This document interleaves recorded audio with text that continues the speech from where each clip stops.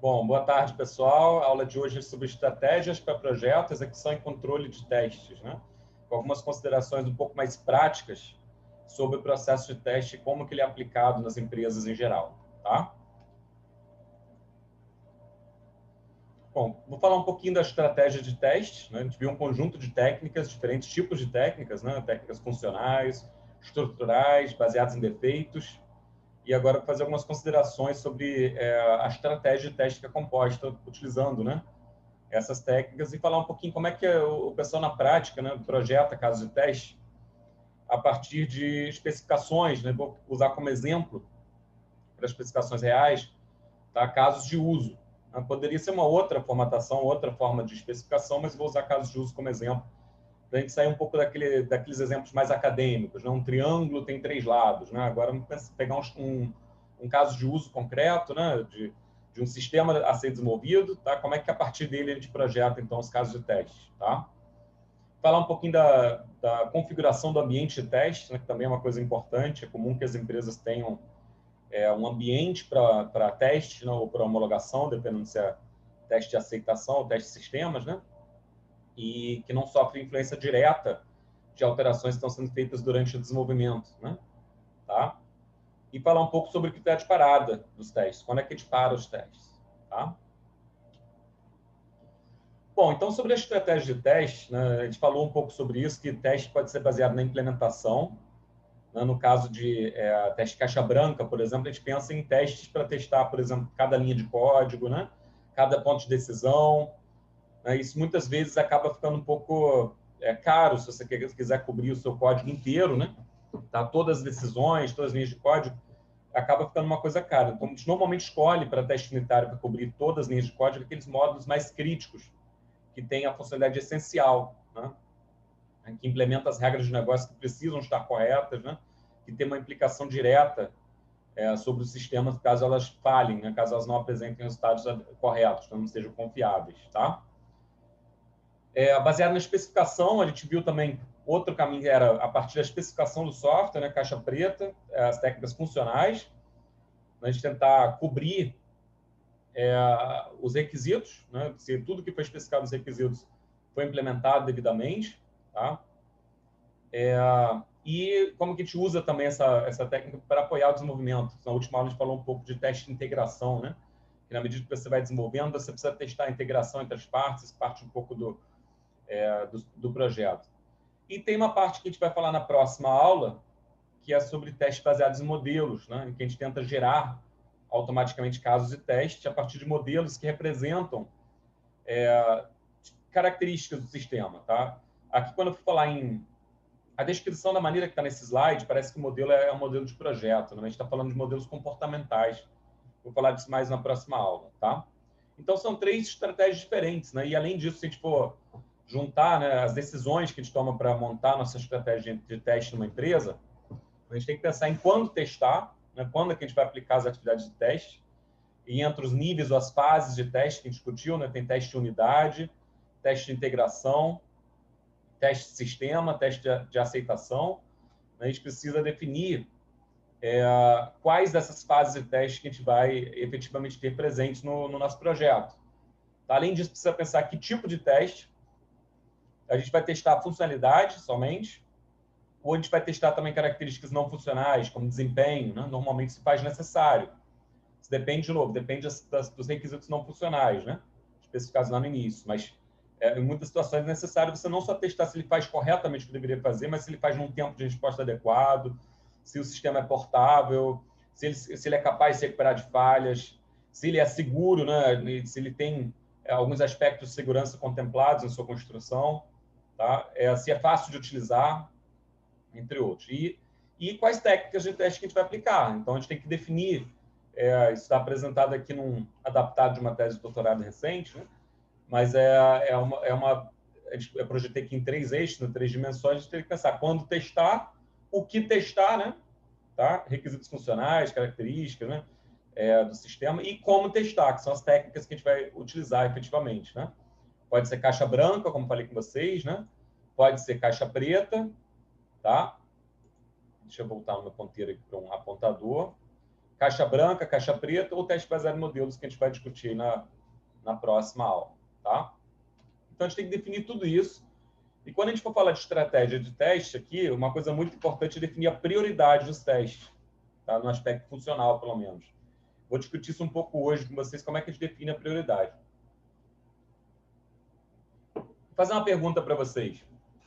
Não vou usar o Paul, não, mas tentem usar o chat para participar, tá? Na opinião de vocês, tá?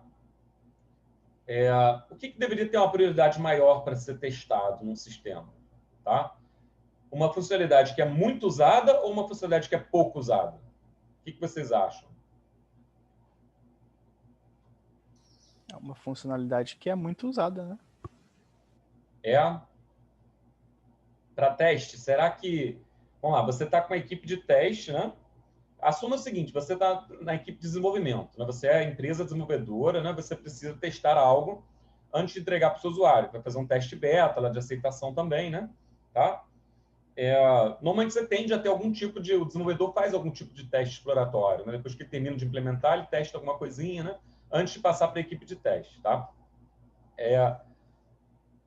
Pode parecer estranho, muitos de vocês responderem muito usado, né? Tá? Mas, na verdade, a prioridade para os testes, tá? É sobre funcionalidade pouco usada, tá? Porque a probabilidade de uma funcionalidade pouco usada, tá? Ir para a produção sem ninguém detectar aquelas falhas, né? Tá? É maior, tá?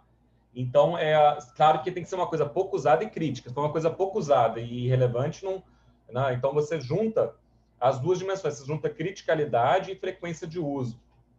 E é fundamental que você tenha casos de teste para aquilo que é pouco usado e crítico, tá?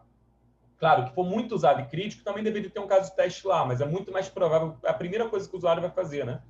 No teste beta dele, lá na aceitação, ele vai pegar e vai fazer aquilo. Então, ele detectaria aquele problema. Mas se tem uma função crítica que é pouco usada no sistema, né? Ali que as falhas costumam ficar emboscadas, elas costumam, né, não ser descobertas, né? A pessoa não faz aquela operação durante o teste alfa e quando vai fazer na prática, né? O sistema é implantado com aquele problema, quando vai fazer na prática, se aquilo tem consequências graves, né? Acaba falhando. Então, por mais estranho que possa parecer, né?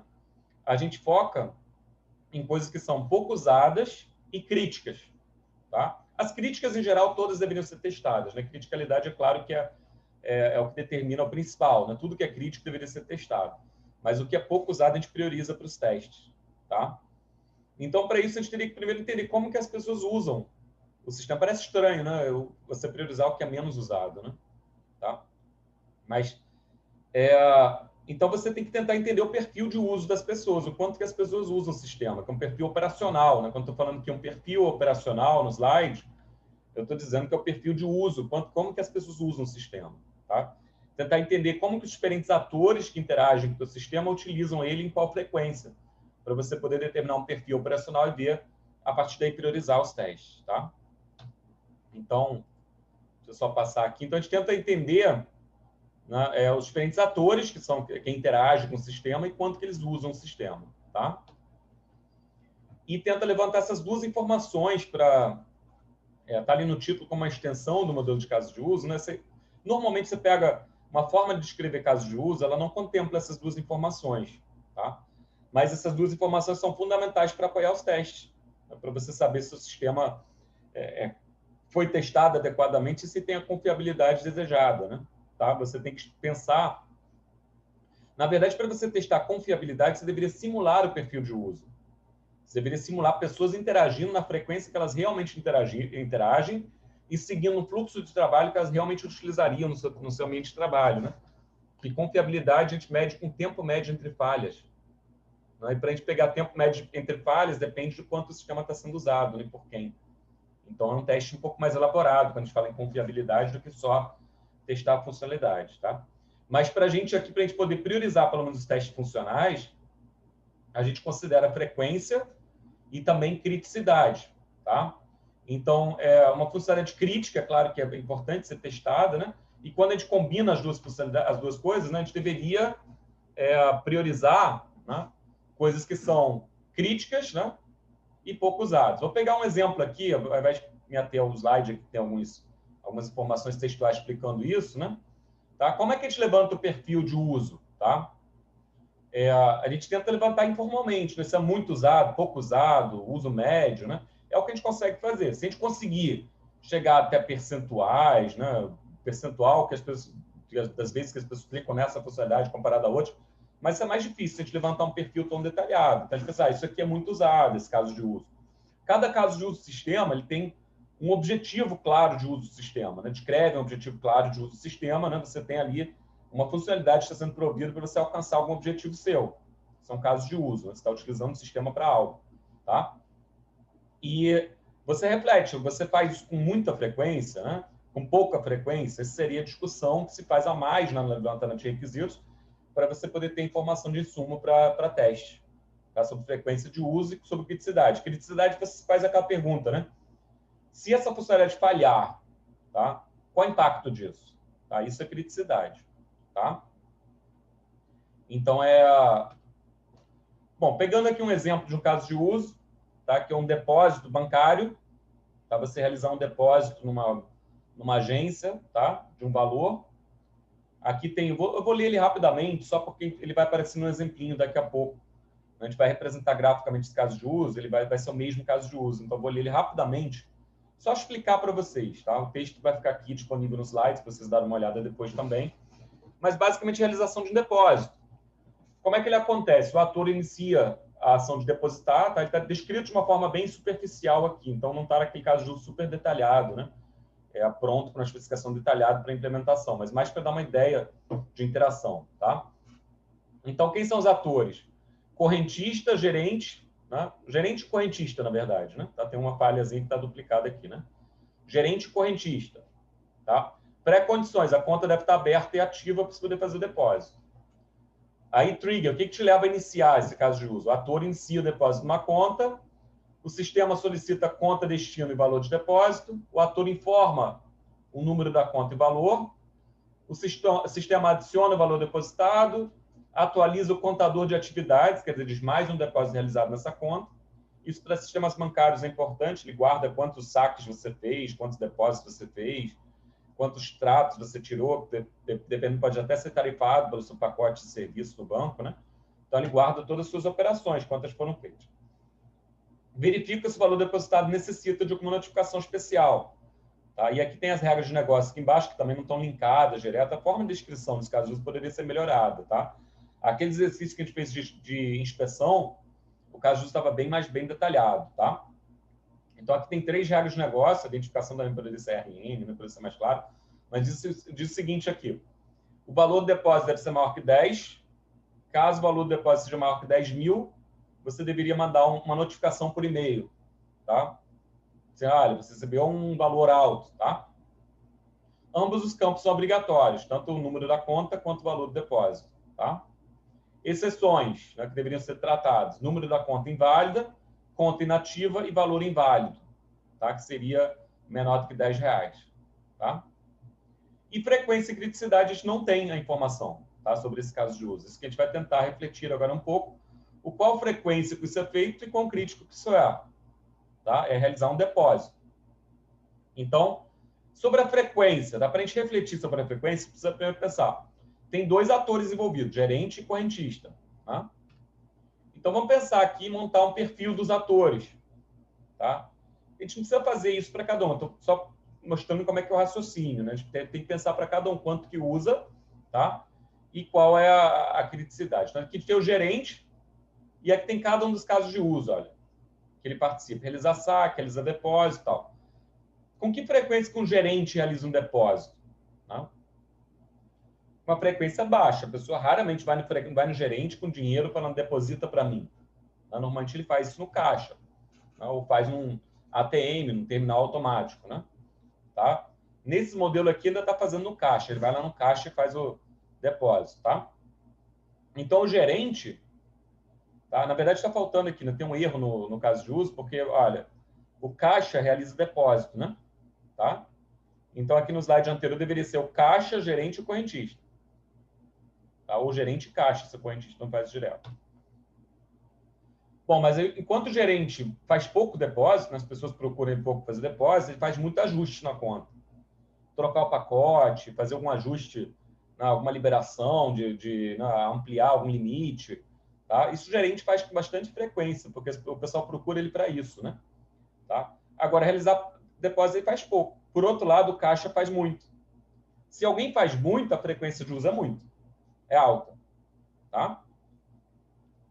Bom, aí o correntista, realizar depósito com frequência média, tá?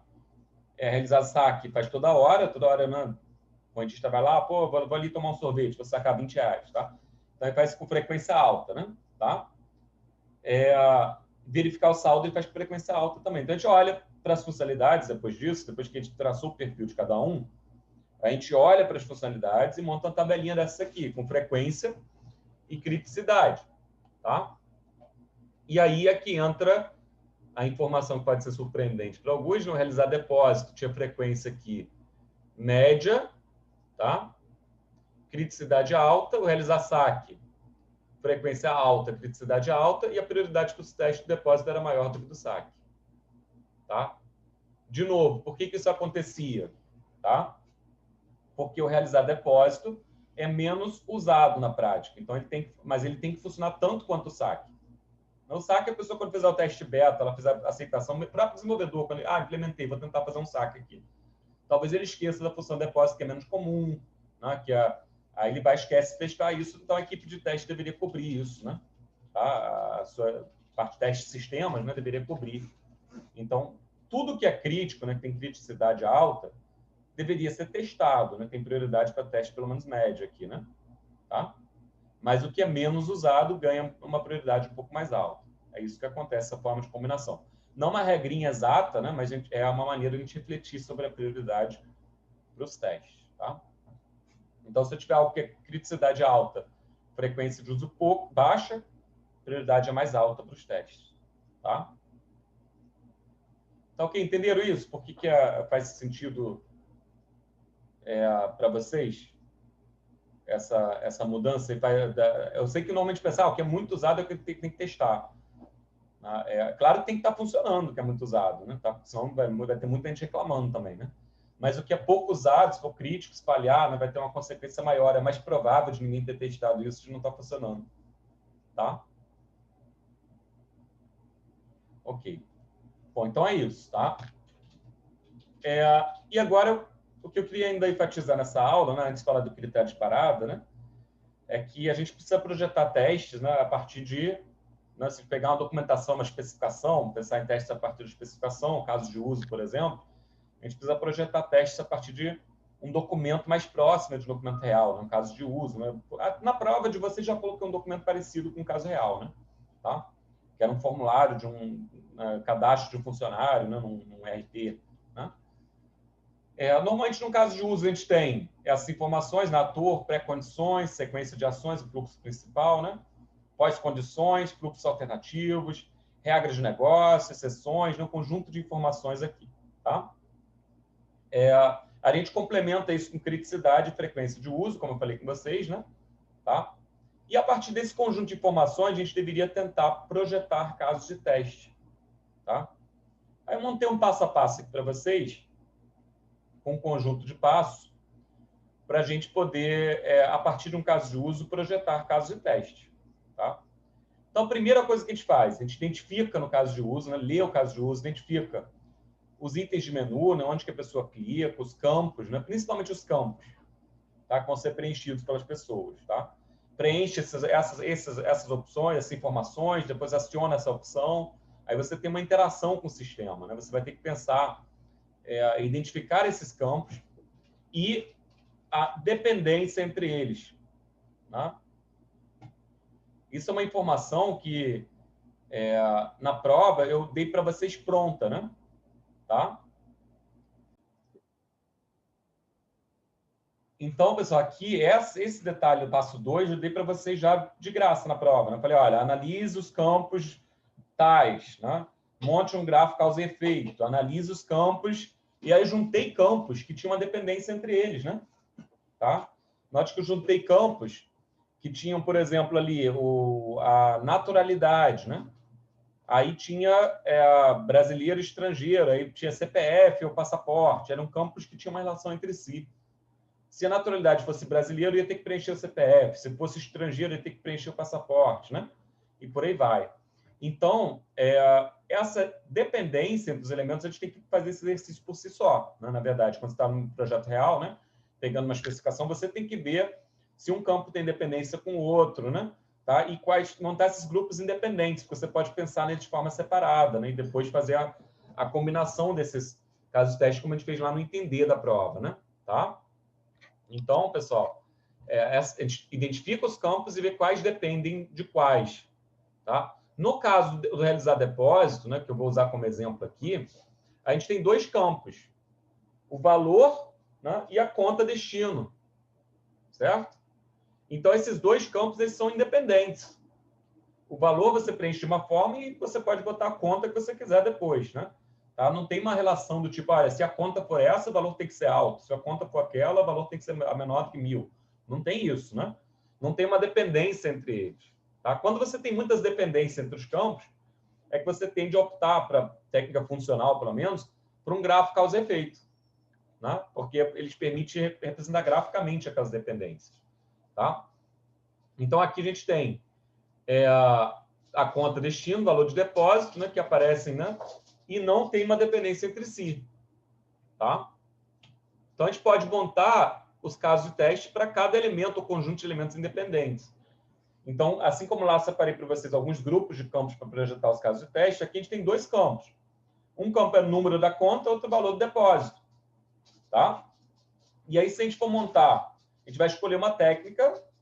Por exemplo, o número da conta, a gente pode usar a partição por conjunto de equivalência. Porque o número da conta tem lá, tem uma conta, quais são os classes de equivalência para a conta? Aquele caso de uso, ele dizia, olha, uma conta pode ser inválida, uma conta pode estar inativa, tá? Uma conta pode ter um número inválido por causa do dígito verificador, por exemplo. E uma conta pode ser válida. Tá? Então, são 4 classes de equivalência.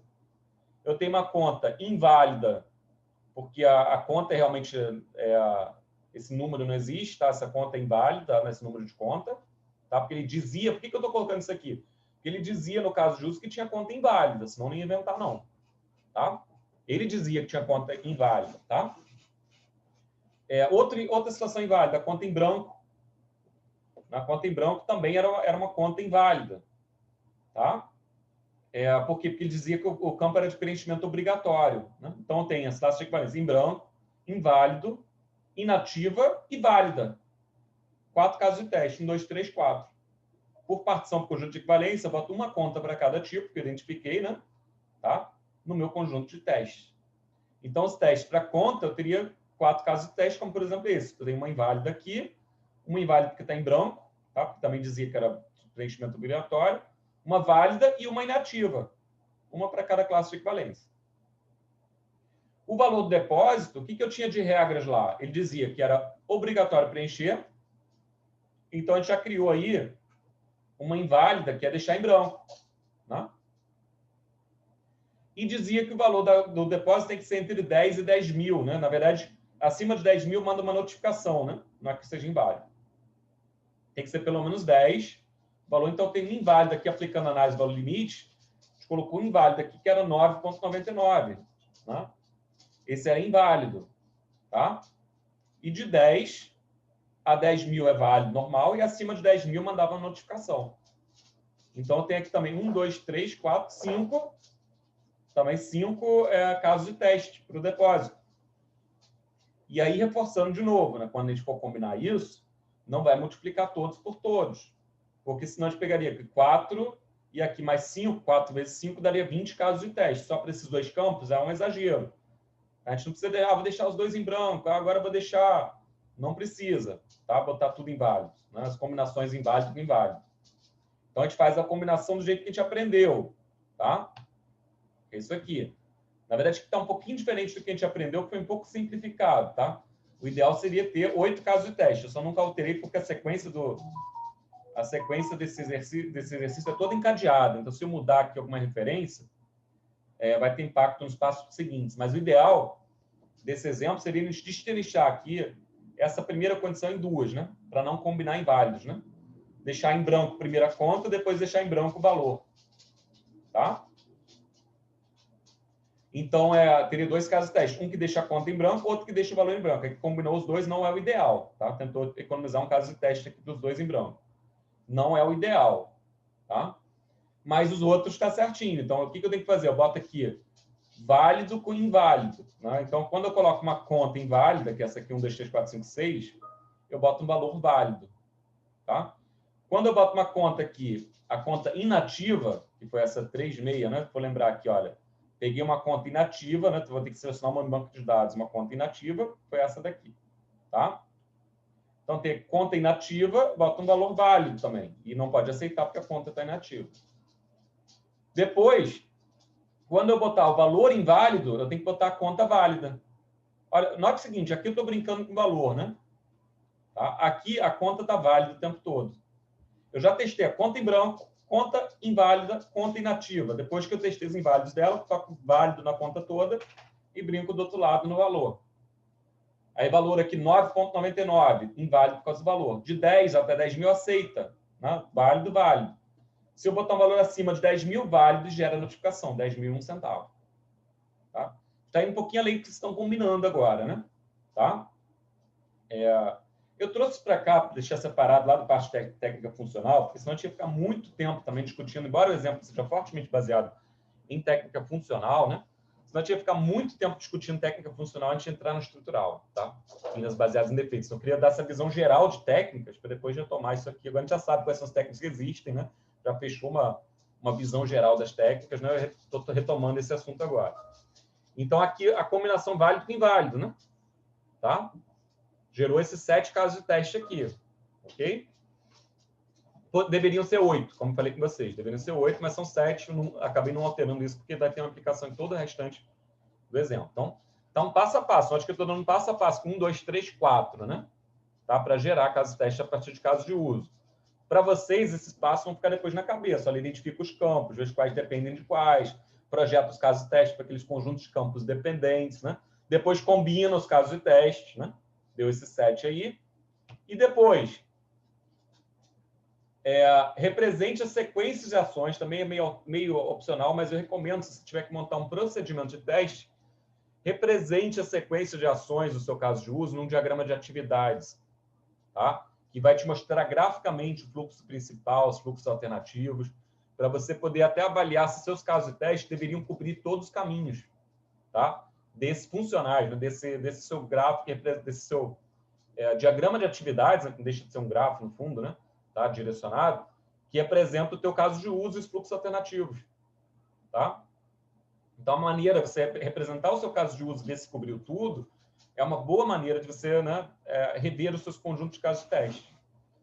Então, aqui, a ideia é justamente essa. Pega o teu caso de uso e represente ele num diagrama de atividades. Vou pegar um exemplo aqui. Tá? Esse é o exemplo de realizar depósito. Você pegou passo a passo do caso de uso, montar isso aqui é simples, tá, pessoal? O ator escolhe a opção realizar depósito. Era o primeiro passo do caso de uso. Aqui em cima, deixa eu só arrastar essa telinha do controle do Zoom para aqui para baixo. Escolhe realizar depósito, o sistema exibe a tela para o depósito, o ator informa a conta, o valor do depósito e a conta corrente. E o que acontece? Aqui tem um fluxo alternativo, olha. Tá? Se o valor for acima de 10 e a conta for válida, tudo certinho, vem para cá. Mas se não, ele vai dar uma mensagem de erro. Né? Ele valida os dados, apresenta a mensagem de dados inválidos e volta para a tela, preenche de novo, porque esse valor não vai entrar. Botar R$5 não dá, olha, vai dizer tem que depositar pelo menos 10 e volta. Aí vai botar aqui, essa conta é inválida e volta. Aí quando ele acertar finalmente, vem para cá, né? Isso você está representando o fluxo alternativo, porque ele dizia que tinha que criticar, né? Contas, valores abaixo de 10, contas inválidas e contas inativas, não podia aceitar, né? Então ele volta aqui, critica e volta para cá, né?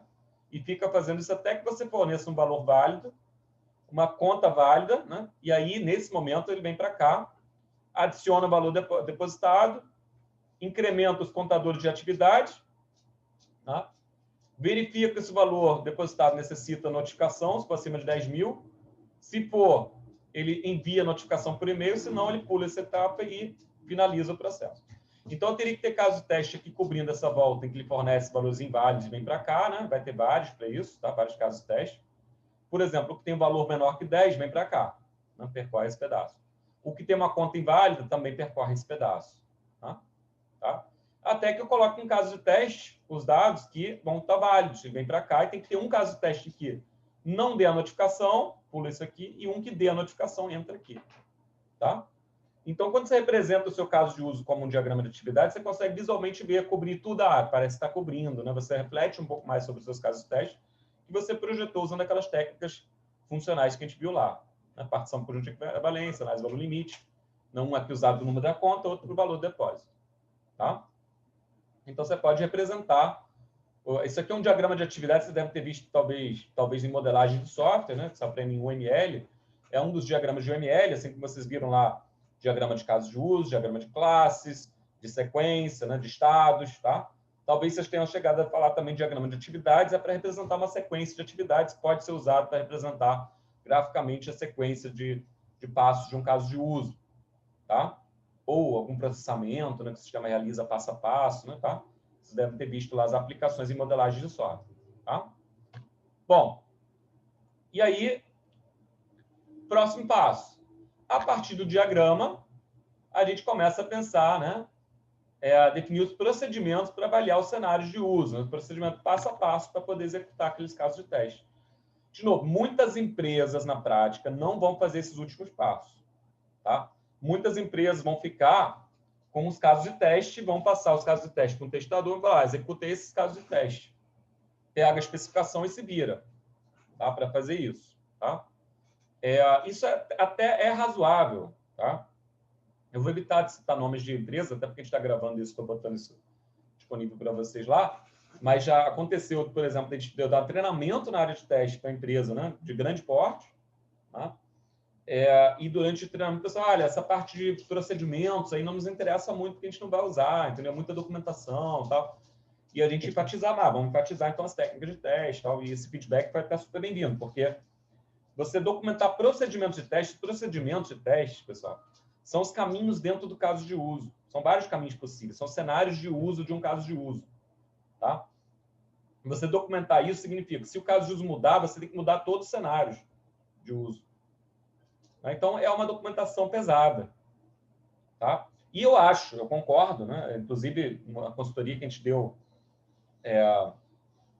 Bom, esse caso acho que eu posso citar, que não estou falando de falta de documentação, não é nada negativo, mas uma consultoria que a gente deu para a PeerJump, eles estavam migrando o RP deles, né? De versão, eles queriam executar um conjunto de testes. Né? Então, a gente ali orientou eles a trabalhar com os casos de teste, né? Focado nos casos de teste, na documentação dos casos de teste a serem executados e utilizar como procedimento na a própria documentação do sistema. Tá?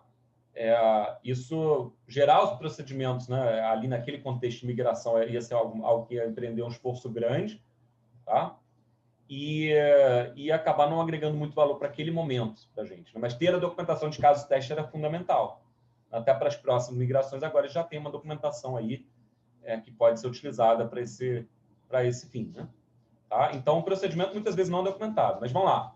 O procedimento seria identificar os caminhos dentro daquele diagrama de atividades, né? O passo a passo que você vai ter que percorrer e ver se tem casos de teste cobrindo os diferentes caminhos. Tá? Então, só para ilustrar para vocês como fica isso, tá? O número de procedimentos vai depender de quantos fluxos você pode extrair daquele diagrama, né? Tá? Mas, basicamente, aqui, a gente poderia mapear dois caminhos aqui dentro daquele diagrama de atividades, né? Um em que ele fornece dados inválidos, né? Volta. Vou passar ele aqui no slide seguinte. Eu voltar aqui. 1, 2, 3, 5, 6, 7, 9. 1, 2, 3, 5, 6, 7, 9. É o caminho mais rápido do início para o fim. O outro caminho, provavelmente, vai pegar aqui 1, 2, 3, 4, 2, 3, dando essa volta, e depois dando a notificação aqui embaixo, para complementar, né? Aí pegou todos esses nós aqui. Exatamente isso que foi feito, olha. O outro dá a volta aqui, 3, 4, deu a volta para o nó 2, 3, 5, e lá embaixo também dá a notificação. Tá? São 2 caminhos que cobririam, né, todo o espaço ali. E aí você tem que combinar isso com os casos de teste. Qual caso de teste executa qual caminho? Você vai botar ali os passo a passo ali do procedimento, né? E combinar isso, vai ter que refletir aí qual procedimento eu uso quais dados de teste para poder executar. Então, por isso que eu não mexi lá nos casos de teste, né? Tá tudo linkado, né? Tá? Aquela numeração CT1, CT2. É importante você sempre ter um identificador por caso de teste. Você nunca sabe quando você vai ter que referenciar ele, tá? No mínimo, quando você for reportar uma falha, você diz, olha, essa falha foi revelada no caso de teste tal. Para o desenvolvedor poder tentar replicar aquela falha, né? Tá?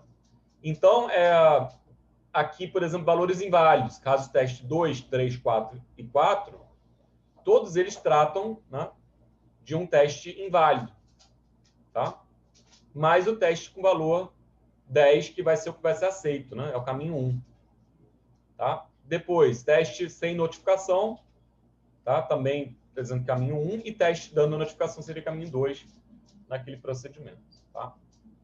De novo, essa parte do procedimento e mapear os casos de teste raramente é feito, mas é bom vocês saberem, porque se a empresa usa, por exemplo, a documentação toda padrão de teste, recomendado pela I3E, pegar lá o padrão que a gente usou lá, 890, que a gente usou como referência para a documentação de testes, né? Ela vai estar dizendo que precisa documentar procedimentos de teste. Então, é raro, ainda mais nessa onda, né, de agilidade, né, tá? Alguém documentar precisamente todos os procedimentos de teste. Os casos de teste são importantes porque é o reasoning por trás do que precisa ser testado. É a aplicação da técnica de teste. Tá? Isso é importante estar documentado. Tá? E aqui você teria um procedimento. Olha aqui. Agora vocês vão pegar a ideia do que é o procedimento em si. Em que eu tenho aqui. O ator inicia um depósito de uma conta, né, que é aquela condição de início. Depois, o sistema solicita o número da conta e valor do depósito. Tá? Na sequência, o ator informa a conta destino e valor do depósito. Tá? E aqui eu tenho caso de teste 1, por quê? Quando ele tem que informar a conta destino e valor do depósito, ele tem que dar alguns dados. O que era o caso de teste 1? Vou voltar lá. Deixar tudo em branco. Tá? Então, ele vai informar deixando em branco. O que vai acontecer quando ele deixar em branco? O sistema apresenta mensagem de dados inválidos. Certo? Depois, o ator informa de novo os dados. Caso teste 2. Qual era o caso teste 2? Ele dá uma conta inválida. Então, o que vai acontecer? O sistema vai dar uma mensagem de erro. Você está dando passo a passo, né? Olha, quando deu os dados do caso teste 2, o sistema apresentou mensagem de erro de novo. Aí, dou os dados do caso teste 3, né? Pede de novo os dados. Dou os dados do caso teste 3, dá outra mensagem de erro. Dou os dados do caso teste 4, dá outra mensagem de erro. Aí, bota o caso teste 5, aí esse sim é válido. Aí, ele atualiza os contadores, verifica se necessita de notificação, né? Não dá notificação, porque não precisa, e finaliza o caso de uso. Então, o procedimento, ele te dá meio que Você poderia ir botando aqui do lado uma coluninha ok, ou né, passou ou falhou, para cada um desses passos, né? Ao invés de controlar isso por caso de teste, você poderia controlar pelos passos do seu procedimento. Tá? Talvez facilitar a execução dos testes. Mas, eventualmente, você vai ter uma documentação desse tipo, porque além de uma tabela de casos de teste, né, você tem lá os dados de entrada, resultados esperados, mais que a gente aplicava nas técnicas, talvez você tenha o procedimento. Clique não sei aonde, o sistema dá essa mensagem.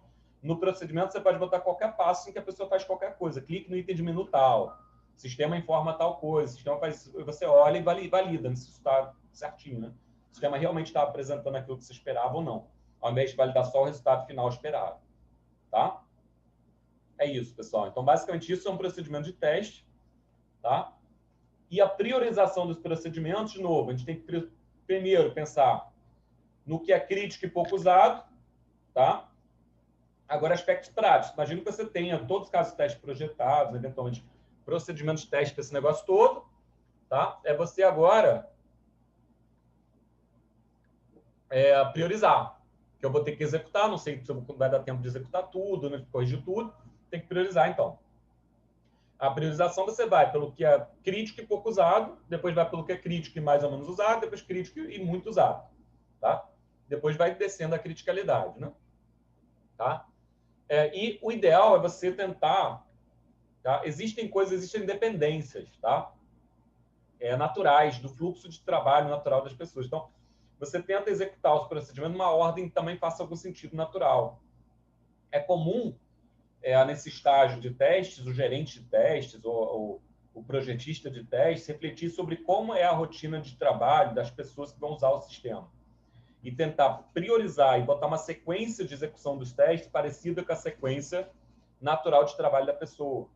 Até porque existem dependências entre os casos de teste, né? Por exemplo, para você fazer um depósito, você tem que ter se autenticado no sistema. Não testa primeiro a autenticação, o resultado você está logado, depois testa o depósito. Tá? Ou, pensa num CRUD, num simples cadastro, né, de create, read, update, delete. Né? O sistema de informação costuma ter um conjunto de CRUDs, né, para você poder botar os dados, né, cadastrar os dados básicos do sistema. Né? Tá? Clientes, fornecedores, sei lá, né, vários cadastros. Né? Cada cadastro desse tem aquelas funcionalidades básicas, né? Incluir mais um, editar, excluir, né, buscar. Tá? Esse é um CRUD, né? Create, read, update, delete. Quando a gente falar, o sistema tem tantos CRUDs, são tantos cadastros básicos que para cada cadastro desse você vai ter que ser capaz de incluir, excluir, editar, né? Tá? Sempre falar, tem tantos CRUDs, né? São cadastros básicos a serem implementados, né? Envolvem um esforço, então tem que ser mensurado, mas normalmente são mais simples do que aquelas regras de negócio mais complicadas, né? Aqueles cálculos mais elaborados, tá? Bom, ainda assim, o CRUD, dependendo das regras de validação e conjunto de outras coisas, pode até demorar um tempinho também, tá? Mas você vai testar um CRUD, por exemplo, a primeira coisa que você faz é fazer um cadastro. Tá? Por quê? Primeiro você cadastra, depois você busca ver se o cadastro está lá. Então você faz o cadastro, depois testar a busca. Para depois testar. Buscou, encontrou, testa a edição. Editou, funcionou, depois testa excluir. Tem uma sequência lógica para você testar as coisas, né? Natural. Um CRUD você vai testar primeiro a inclusão, depois busca ver se está lá, pega ele, edita, depois vai lá, editou, salvou, tá ok? Legal, vai, exclui. Tá?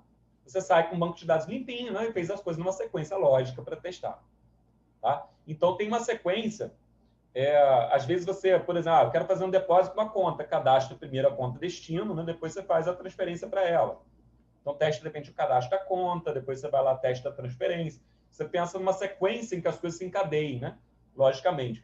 Às vezes, você modela o fluxo de trabalho, pensa como que as pessoas vão trabalhar na área fim, usando o sistema para poder priorizar a sequência de teste também, além de você olhar puramente para a criticidade e frequência de uso. Mas você tem que ter um cadeamento lógico das coisas, né? Às vezes, as pré-condições, né? Como eu acabei de falar, nesse slide eu estou falando de uma pré-condição do logar no sistema. Para você fazer um depósito, você tem que estar logado. Então, é natural você fazer primeiro os testes para logar, né? Aí funciona, você loga e depois testa o realizar depósito. Então, seria uma sequência lógica e também tem dependências às vezes, né? Tá? Para você fazer uma transferência de uma conta, tem que ter dinheiro nessa conta. Então, de repente, você faz um depósito primeiro, depois faz a transferência. Então, esse tipo de coisa, né? Tá? Bom, então, uma coisa importante aqui, eu só citei os procedimentos de teste, você poderia precisar documentar mais coisas, né? Por exemplo, as dependências entre os casos de teste, que eu acabei de falar, para você poder executar um caso de teste de transferência, por exemplo, às vezes você vai ter que ter feito um depósito antes, né? Tá? Ter cadastrado uma conta destino antes. Tá? Então, pensar nessas dependências, né? Para executar com esses dados, tem que ter executado primeiro aquele outro que gera esses dados, ou que faz esse registro, tá? Restrições para os procedimentos, para poder fazer isso, tem que estar logado no sistema, tem que estar... Né? Requisitos computacionais para execução, eventualmente tem que estar usando tal tipo de máquina, tem que estar... Né? Pode ter também. E a documentação, então, pode ser mais completa. Tá? A gente está pensando aqui na parte lógica, né, do teste, né? Tá? Mas a documentação completa pode estar mais elaborada. Né? Então, a gente não especificou no sistema bancário, por exemplo, para todos os procedimentos de teste, o correntista deveria estar autenticado no sistema. Né? Tá? Por exemplo, outra coisa que a gente não poderia ser especificado no caso de teste, que pega meio que um caixa cinza aí. Lembra que eu falei de caixa cinza? Caixa cinza é aquele teste em que você faz ele todo pela interface, mas eventualmente você tem que olhar, mudou alguma coisa no banco de dados, não mudou, tá? Às vezes você olha alguma coisa na estrutura, tá? Então aqui, por exemplo, se a atualização dos contadores de atividade, tá ok, tá? Então, fez mais o depósito, o número de depósitos dessa conta era 10, foi para 11, né? Talvez se não tiver uma tela de consulta, você vai ter que ir lá no banco olhar isso, né? Tá? Então, vira meio que uma caixa cinza, né? Tá? Então, mas é um comportamento esperado, né? Você tem que também, talvez, observar algumas outras coisas. Fiz aquela operação, tem que olhar outras coisas, ver se está consistente. Então, ele pode ter uma especificação dessas coisas indiretas também, né? Tá? Outra consideração importante, tá? Essa aula de hoje, ela é a maioria das aulas teóricas, assim, né, eu estou registrando para vocês, né? Como eu estou fazendo muito, emendando direto, né, ela acaba tendo uma duração menor, né? E a gente faz depois umas atividades, né? E o estudo também, as discussões, se podem tirar dúvida, né? Acaba tomando um pouco mais de tempo. Mas a aula, teoria pura, né? 2 horas, acho que não funciona, né? A gente já sabe que acaba perdendo atenção. Então, eu quero enfatizar as coisas principais, o material depois fica disponível, tanto os slides quanto a gravação, né? Às vezes eu nem, nessa gravação, nem entro no detalhe de tudo que está escrito nos slides, ou mais uma explicação, né? Tá? Mas aqui, basicamente, uma outra preocupação, uma vez que a gente projetou todos os testes, tem todos os procedimentos definidos, uma outra consideração prática é a definição do ambiente de teste, né? A gente tem que ter ali, idealmente, né, simulando um ambiente próximo ao ambiente de operação, né? Tá? E que a gente vai precisar ter um SGBD instalado, um servidor de aplicações, né? Ter tudo próximo à configuração real, né? Em que essas coisas vão estar funcionando, né? Por exemplo, você quer fazer aquele teste de depósito, colocando o número de conta inativa, tem que ter algumas contas já cadastradas, né? Talvez você quer testar só aquela funcionalidade. Então, você tem que pensar que banco de dados, onde você pega esses dados no de exemplo para poder executar os testes, tá? Talvez tenha que ser um banco de dados descaracterizado. Algumas empresas descaracterizam o banco para poder fornecer para os testes, ou botam alguns pequenos exemplos, apagam alguns dados reais, né? Para poder servir para apoio aos testes, tá? É bom você ter um ambiente separado para testes do ambiente de desenvolvimento, porque no ambiente de desenvolvimento o pessoal está integrando coisas e fazendo teste de integração ali, né? Tá? O teste de sistema, você deve estar trabalhando com um build ali, uma versão, né? Tá? Candidato, olha, geramos uma versão com tais novas funcionalidades, vamos testar. Tá? Então, aí bota no servidor de teste separado, né? Tá? Que não é afetado por mudanças no desenvolvimento. Ou seja, se algum desenvolvedor for lá pagar uma coluna no banco de dados, porque ele quer evoluir aquele banco de dados, não vai deixar de falhar, não vai falhar aquele teste naquela hora, né? Porque o ambiente de teste é como se fosse um ambiente separado, né? Tem a sua instância do banco, né? Tem a sua versão do software rodando, né? Tá? Idealmente, né? Ferramentas, pensar em quais ferramentas podem apoiar os testes, para simuladores, ferramentas Capture Replay, que são para automatização de testes funcionais. Tem várias desvantagens associadas a elas, eu vou falar na aula sobre automação, tá? E material de apoio que você precisar, eventualmente disponibilizar, né? Tá? Então, claro, você tem que pensar no tipo de sistema, tipo de teste que você vai fazer.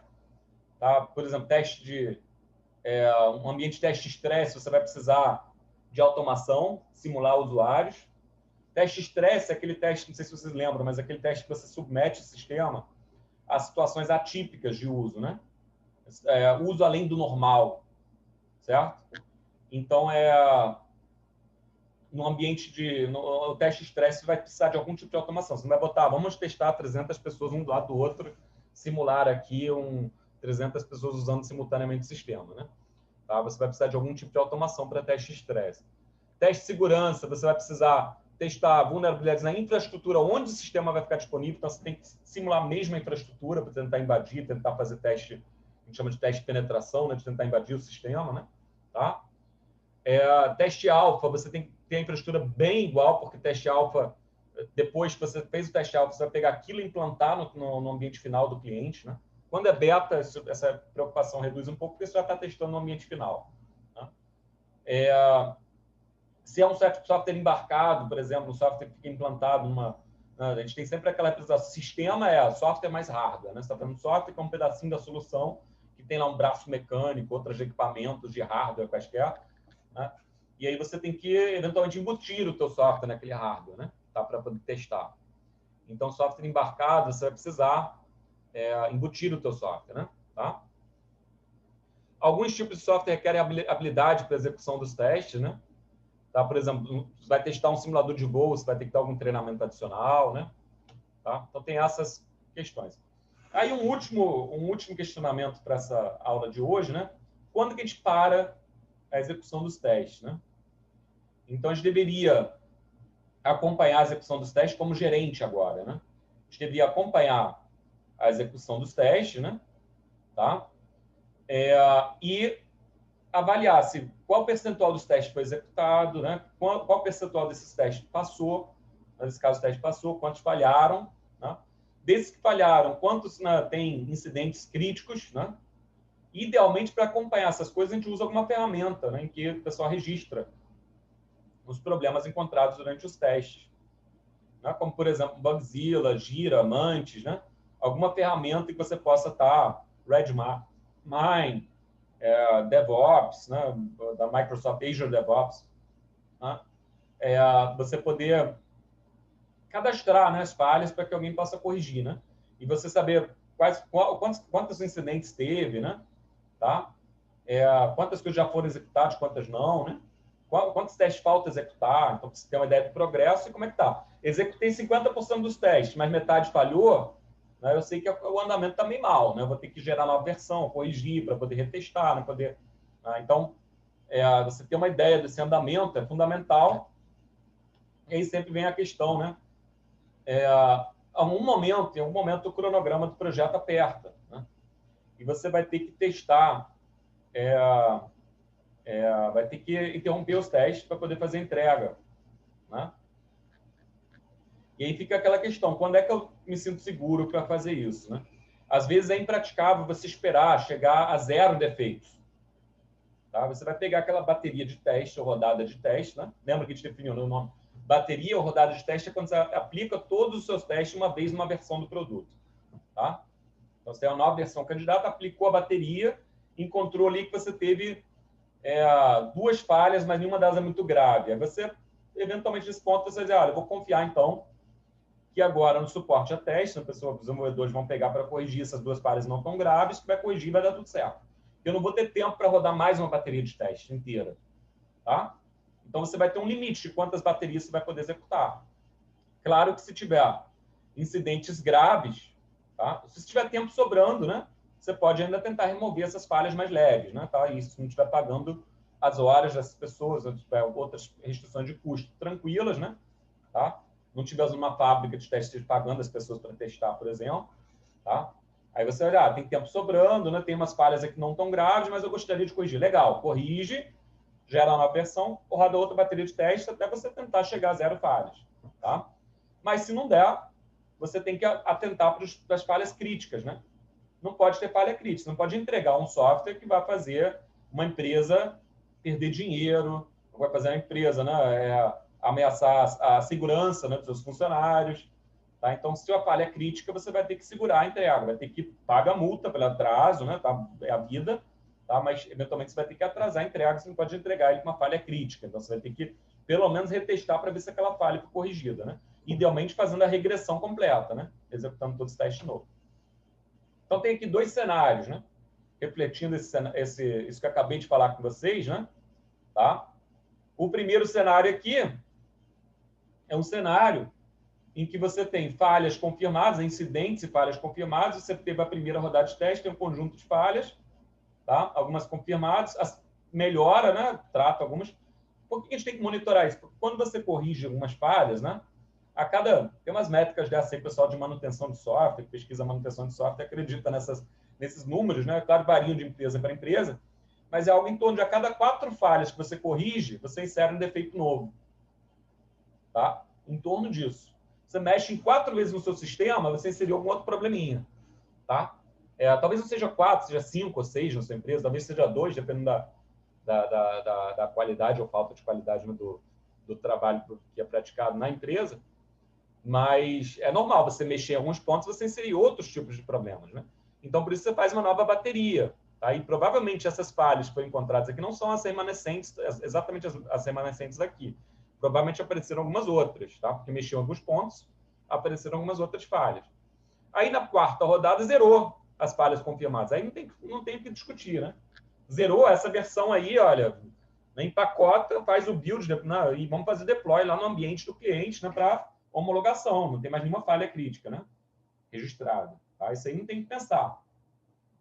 O sistema está no estado confiável, né? Tá? Você encontrou alguns incidentes, a tela deu uma piscada ali, deu um probleminha e tal, mas nenhum desses foi falha. Então, beleza, entrega. Né? Tá? Agora, Aí, fim dos testes, não tem o que pensar, né? Agora, existem situações dessas, tá? Em que, eventualmente, você está mexendo num sistema que teve uma degradação da sua qualidade ao longo do tempo, está sendo mantido há 5 anos, né? O pessoal vai fazendo retalhos aqui e ali, né? E aí você vai percebendo que entre uma rodada de teste e outra, eventualmente acontece isso aqui, ó, pá, um salto, em que você na rodada 3 teve mais falhas do que na 2, tá? Aí na 4 teve menos de novo. Talvez na quinta você tenha mais de novo, né? Você tem uma qualidade, né, de difícil previsão, né? Quando você tem... Provavelmente isso aqui é um cenário em que o teu sistema foi projetado de uma maneira que é difícil de manter ele. Quando a manutenção é difícil, né? O software foi mal documentado, né, internamente, né, mal estruturado, código, né? Ninguém pensou no projeto, ninguém olhou uma vez com um diagraminha, olhou a estrutura dele tá legal, assim, né? Tá. E aí o seu software foi evoluindo, um monte de linha de código para tudo quanto canto, né? Aquela programação, aquele código macarrônico lá, né? A programação orientada a gambiarra, né? Vai fazendo qualquer tipo de remendo, de qualquer forma, vai corrigindo o que precisar, né? E aí você chega nessa situação, você vai tentar tratar umas falhas, na verdade você está inserindo outras, né? Mexeu num ponto, estourou em vários outros, tá? Porque o acoplamento do seu sistema está alto, a coesão está baixa, as características de qualidade do seu sistema não estão legais, tá? Aí você chega nesse ponto que você, eventualmente, vai ter que segurar a liberação, né? Ou, às vezes, até numa situação dessa, você toma uma decisão do tipo, olha, comunica ao teu cliente, a gente vai ter que reinvestir aqui numa refatoração completa desse módulo. A gente quer fazer a estrutura interna dele, porque não está fácil de manter esse módulo daí. Tá? Aí você tem que tomar uma decisão e tentar se questionar qual foi o percentual atingido, né? Do seu critério de parada, informar isso ao teu cliente e passar esse risco. Olha, a gente está com uma versão aqui que tinha algumas falhas críticas ainda, a gente vai passar por homologação, mas a gente não tem certeza se vai passar.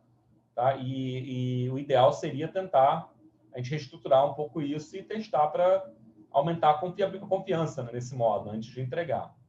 Tá? Mas tem que pensar qual foi o percentual de aceitação do produto. Né? Tá? Então, é realmente em cima disso. Você pega o critério de aceitação. Normalmente, já não pode ter falha crítica. Tá? Normalmente, o critério de aceitação não pode ter falha crítica. Tá? Se tiver falha crítica, você já se questiona aí se deveria implantar isso. Tá? Bom, a atividade de teste não é autocontida. Né? Algumas considerações finais. Né? Depende de outros artefatos.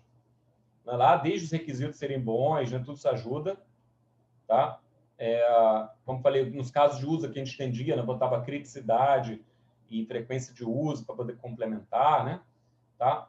Diversas estratégias de teste podem ser adaptadas e várias outras questões têm que ser consideradas. Além da técnica e da sua estratégia, né? Você tem que configurar o seu ambiente de teste. Né? Tá? O registro dos incidentes, você ter uma infraestrutura para registrar, né? O pessoal poder atender, analisar, e o desenvolvedor poder pegar as issues que estão abertas, né? Os problemas que foram revelados durante os testes, poder tentar replicar, corrigir aqueles problemas. Né?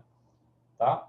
Enviar os incidentes à equipe de desenvolvimento para correção, identificação e correção dos defeitos, né? Que é o ciclo dessas ferramentas, Bugzilla, Mantis, Redmine, Gira, né?